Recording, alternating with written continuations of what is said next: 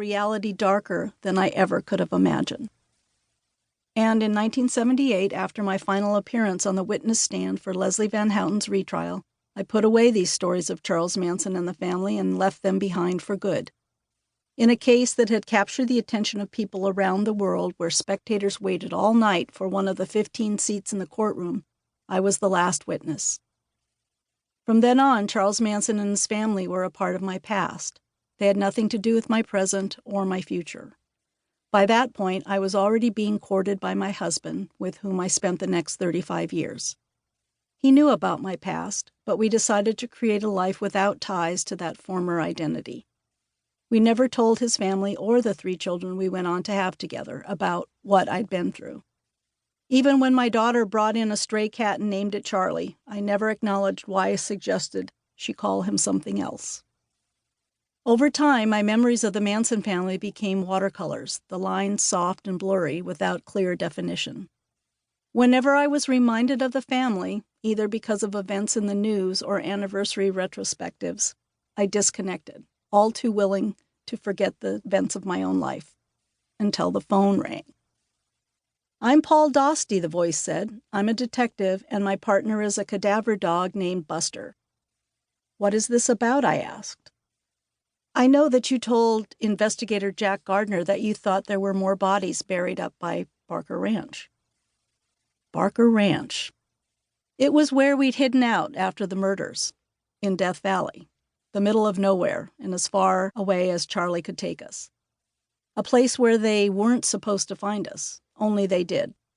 2 months after the killings, with a warrant for an unrelated charge of vandalism, the police raided Barker Ranch, rounding up all of us. In the interim, it was family member Susan Atkins, one of the killers, then in jail on another charge, who made the connection between these crimes and Charlie. I kept my identity secret as I shared a cell with the other girls in the family.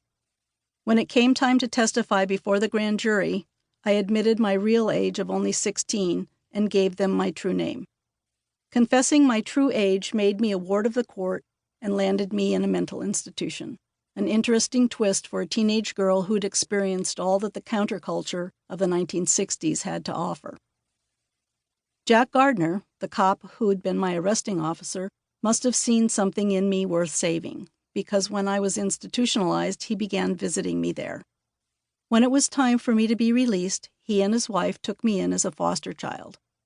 They were the first people who helped me feel safe enough to speak about what I'd been through, what I'd seen and heard. I lived securely with them until I testified. As I cradled the phone in my hand, I strained to recall what I might have said to Jack all those years ago.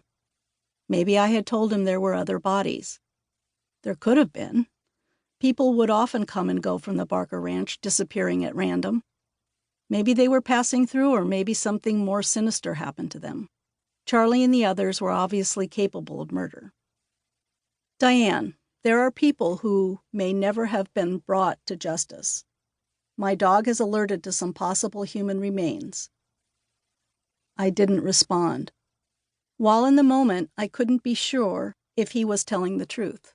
I'd later learn this was indeed the case.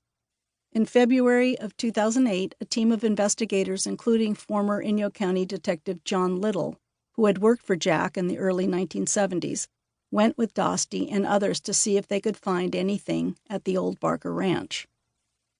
Do you know that Under Sheriff Jack Gardner back in 1974 sent Detective Little to Barker to investigate possible human remains buried there?